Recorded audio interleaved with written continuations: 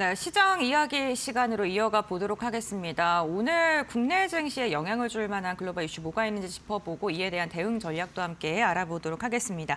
파이낸셜 리서치의 박철순 대표와 함께합니다. 안녕하세요. 네, 안녕하세요. 네, 반갑습니다.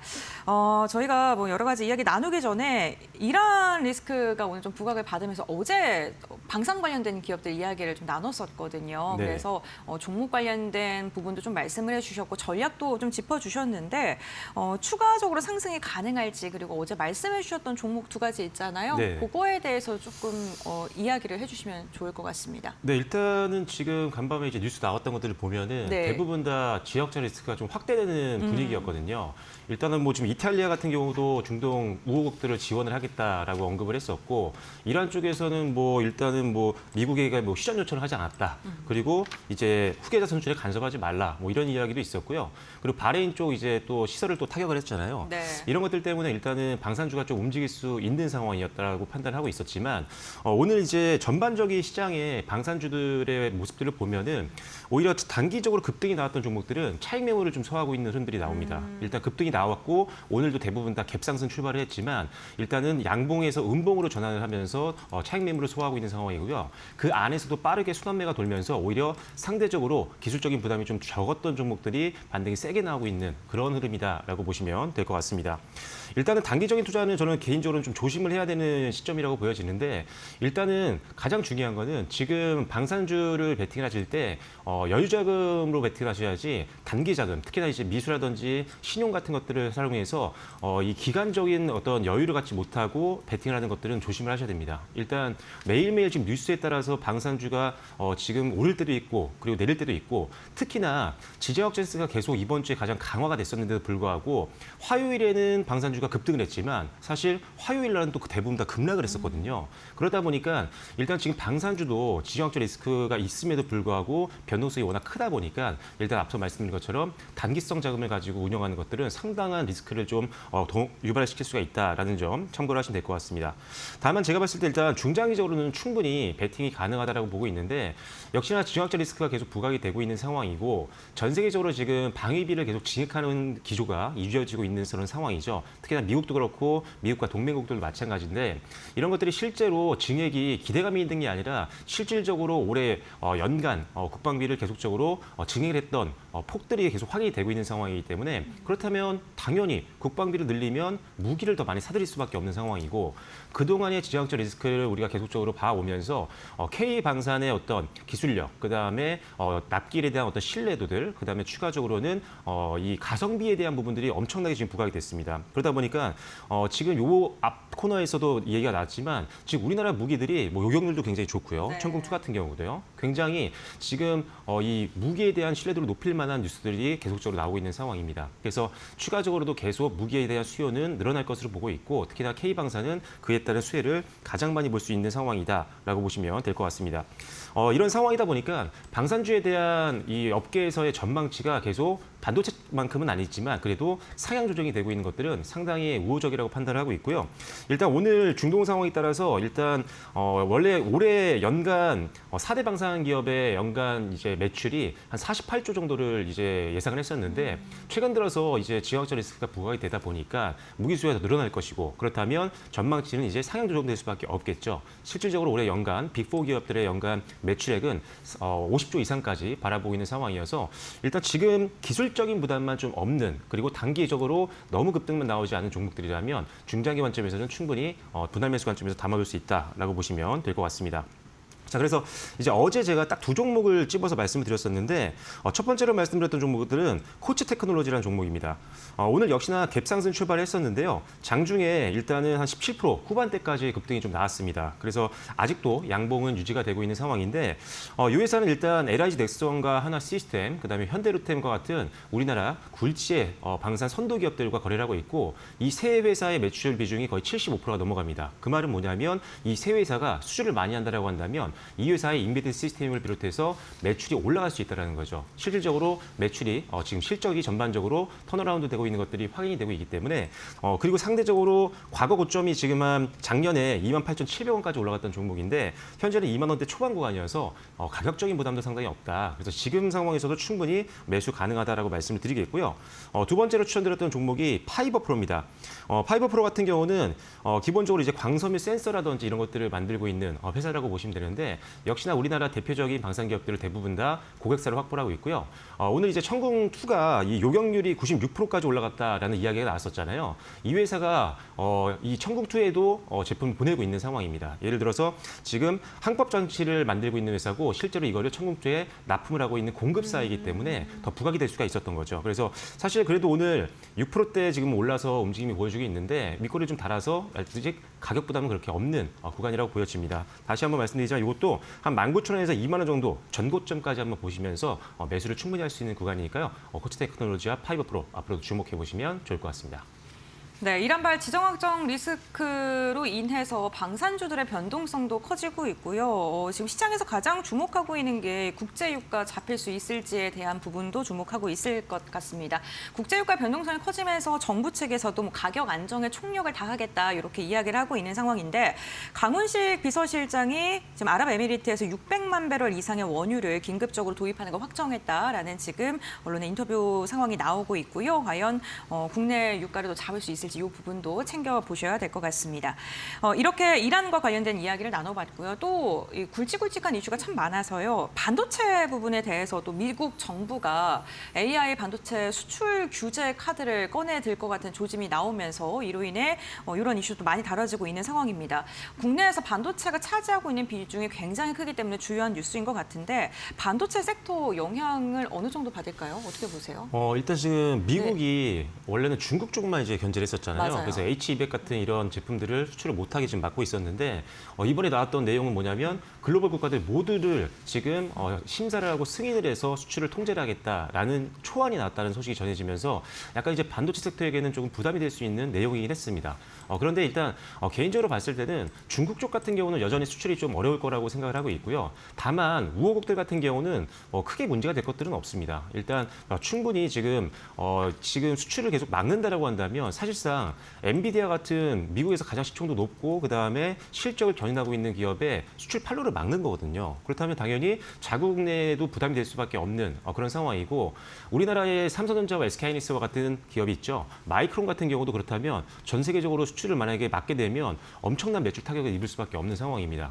자국 내 대표 기업들을 죽이면서까지 과연 글로벌 시장 전체를 다 통제할 수 있을까요? 쉽지는 않을 것 같다는 생각이에요. 그래서 일단은 우호국들 같은 경우는 수출을 거의 막지 않을 거라고 저는 개인적으로 생각을 하고 있고요. 다만 중국은 계속적으로 이제 수출이 좀 제한될 수 있는 상황은 만들어질 것 같다라는 점 참고로 하시면 될 것 같습니다.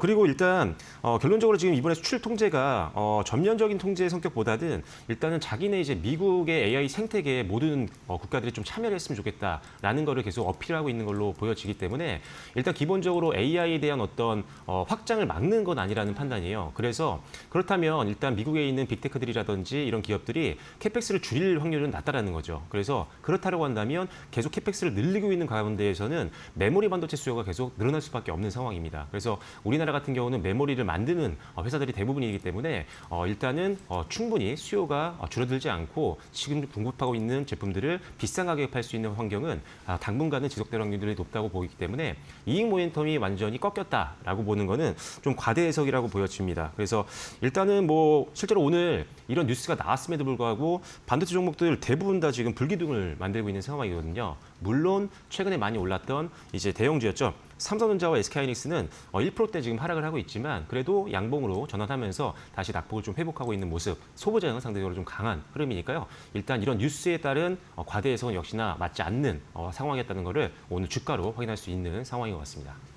네, 알겠습니다. 어쨌든 간 미국 시장에서도 바라보고 있는 게 AI 시장 생태계를 죽인다 이런 것까지는 해석하는 건 과도하다라고 말씀해 주신 것 같은데 결국에는 이제 중국 때리기가 계속되고 있는 건데 그거에 대한 연장상으로 엔비디아가 H200에 대한 칩 생산 중단하겠다라고 공식적으로 발표가 나온 상황입니다.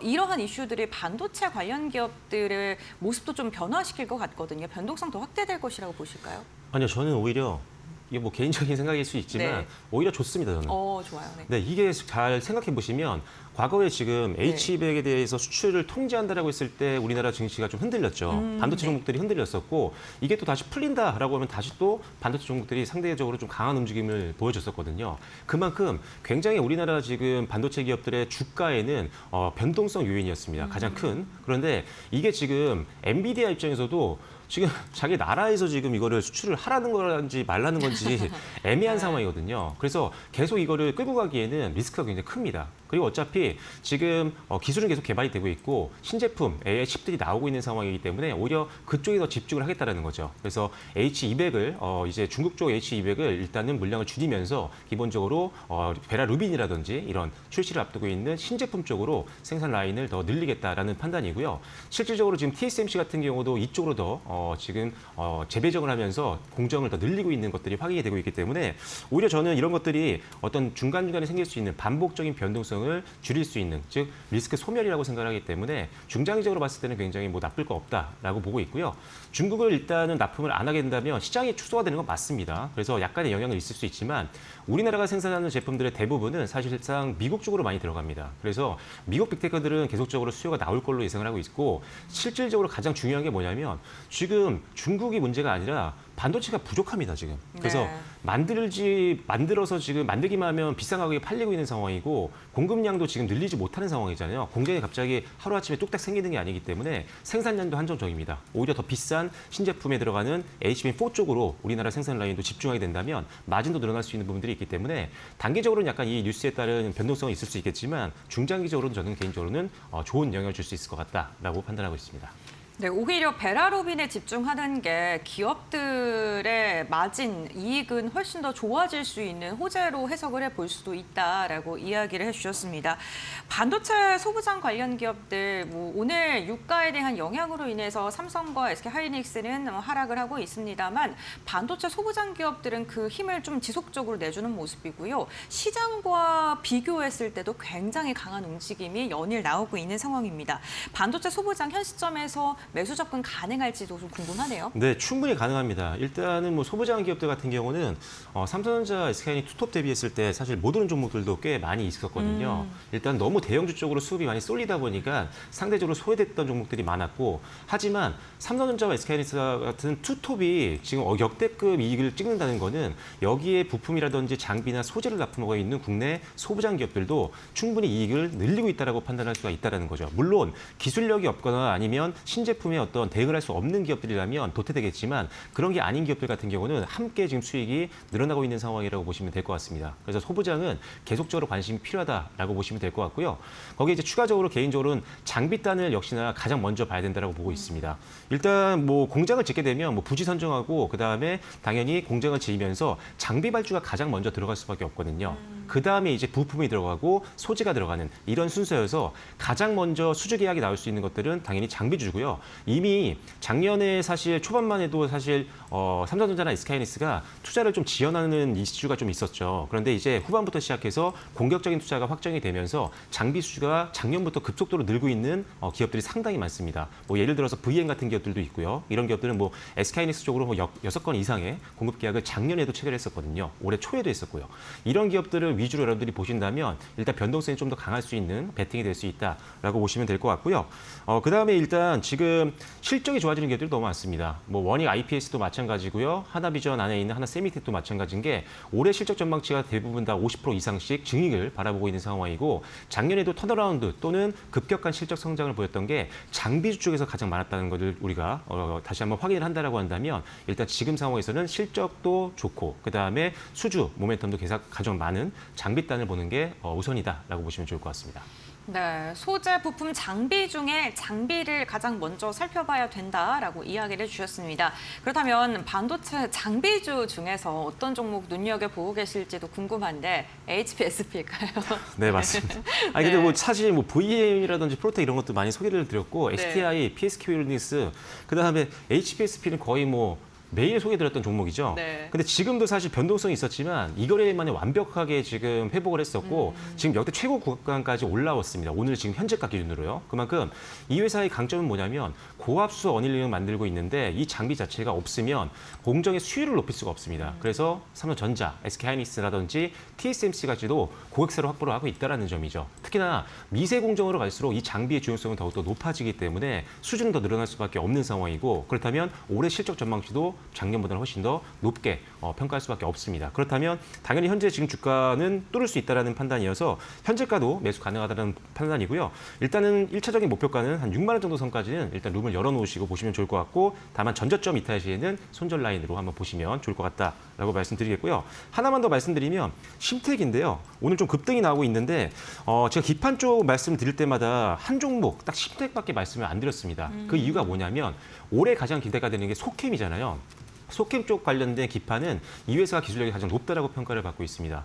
올해 이제 속캠 시장이 본격적으로 개활하기 시작하게 된다면 시장 점유율 50%까지 넘어갈 것으로 예상하고 있는 상황이어서 속캠 관련된 대장주로서의 역할을 할 수 있다는 판단이기 때문에 일단 심택을 가장 좋게 보고 있다라고 보시면 될 것 같아요. 오늘 한 14%대 올라서 움직임 보여주고 있는데 일단은 뭐 6만 5천 원에서 7만 원 정도까지는 룸이 좀 열려 있는 상황이니까요. 최고가 부분까지 한번 홀딩을 하시면서 스윙을 좀 늘려보시면 좋을 것 같고 역시나 전저점 이탈 시에는 손절로 대응하시면 좋을 것 같습니다. 네, 알겠습니다. 반도체 소부장 기업 중에서는 HPSP랑 심택 이 두 가지 종목 이야기해 주셨고요. 가격 전략까지도 제시해 주셨으니까요. 참고해 보시면 좋을 것 같습니다.